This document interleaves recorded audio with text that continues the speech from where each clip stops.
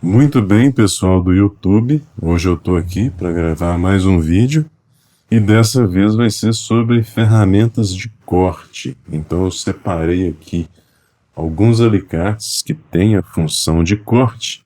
Alguns são dedicados, exclusivos para essa função, e outros, esses dois últimos aqui, combinam duas funções. Aqui do meu lado também tem outras ferramentas que ao longo do vídeo eu vou mostrar. Vamos começar aqui por esse alicate. Ele é conhecido como alicate de corte diagonal, né, da Knipex. A maioria das ferramentas aqui são da Knipex, mas tem de outras marcas também.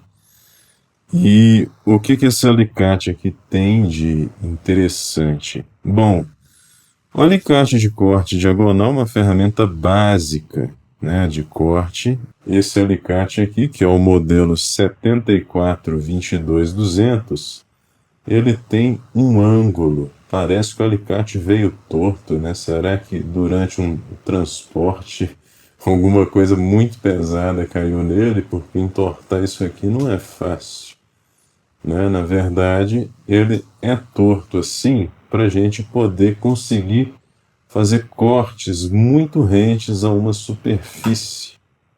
Então imagina que eu tenho uma madeira, né, um pedaço de cerca, alguma montagem que a gente está fazendo, a gente consegue chegar bem rente aqui na superfície e ter espaço para trabalhar. Bom, se é uma ripa, como nesse caso aqui, é só chegar pela lateral com um comum aqui, a gente consegue cortar. Agora, se é uma superfície plana muito grande, observa aqui que se fosse um alicate comum, até daria para cortar, mas a gente teria bastante dificuldade para fazer isso. Com esse modelo aqui, que tem esse offset, a gente consegue fazer uma aproximação bem rente. Bom, o diferencial dele é esse, e eu tenho aqui um pedaço de cabo flat para a gente fazer o corte. Vamos ver se ele corta bem. Corta muito fácil. E esse modelo aqui, se eu não me engano, ele é de alta alavancagem. Então é uma ferramenta essencial, bastante útil para a gente ter na caixa de ferramentas e básica. Eu optei por esse, que além dele ter esse offset, ele estava na promoção na Amazon, então eu paguei muito barato, né? Relativamente barato em comparação com o preço padrão da Knipex, né?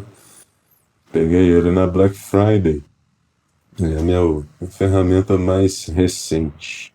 Já fiz alguns testes com ela e gostei bastante. E aqui também, vamos fazer o teste agora com um cabo PP. Corta aqui sem dificuldade nenhuma.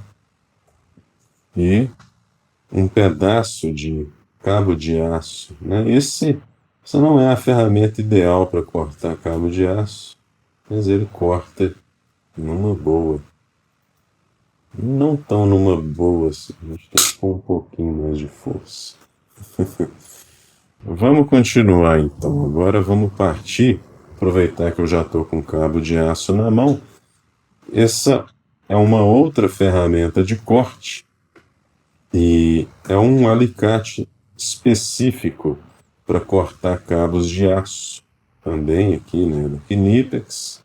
Esse é o modelo 95-62-190. E bom, vamos comparar ele com o alicate de corte diagonal. Qual que é o método de corte que cada um deles usa? O alicate de corte diagonal ele usa corte por compressão. Então ele vai comprimir o material, né, são duas lâminas, e vai fazer a secção. Já o alicate que corta específico para cortar cabo de aço, ele usa o método de cisalhamento. Observa como as duas superfícies, uma desliza sobre a outra, fazendo o cisalhamento do cabo de aço. Então, uma ferramenta de aplicação específica. Bom, Como é um produto da Knipex, muito de qualidade muito boa, se a gente chegar um aço de baixo carbono aqui, um prego fino, ele vai cortar sem problema nenhum. Mas não é ideal para isso. O ideal é deixá-la reservada ali para cabo de aço e cabos, talvez cabos elétricos ali, de diâmetro mais fino. Ele vai cortar muito bem. Então vamos fazer aqui o corte no cabo de aço para a gente comparar. Aqui com um alicate por cisalhamento, vamos ver. A gente consegue ver como que o acabamento fica bom. E não é fácil cortar esse cabo de aço aqui sem uma ferramenta especializada, não. Agora, um alicate de corte diagonal de novo, para a gente tirar a prova. E ele corta também. Mas o que acontece? Ele acaba amassando o cabo de aço. Como esse aqui é um cabo de aço revestido, esse amassado não fica tão evidente. Mas, quando é um cabo de aço que não é revestido, esse amassado, por exemplo, numa bicicleta, às vezes, esse amassado ele vai tender a desfiar. E a tendência vai ser esse cabo ir desfiando com o tempo, principalmente, né, quando ele está ali ligado a uma carga mais alta, vai estar sensível ao desgaste. A tendência é ele ir abrindo com o tempo. Se a gente faz o corte por cisalhamento, além de ser mais fácil de cortar, né, num movimento repetitivo, isso vai poupar a mão da gente de fadiga, o acabamento vai ficar certinho, sem ocorrer esses problemas de desfiar o cabo. Outra característica que ele tem aqui também é que ele tem um crimpador, né, para um tipo de terminal que a gente usa para dar acabamento em cabo de aço.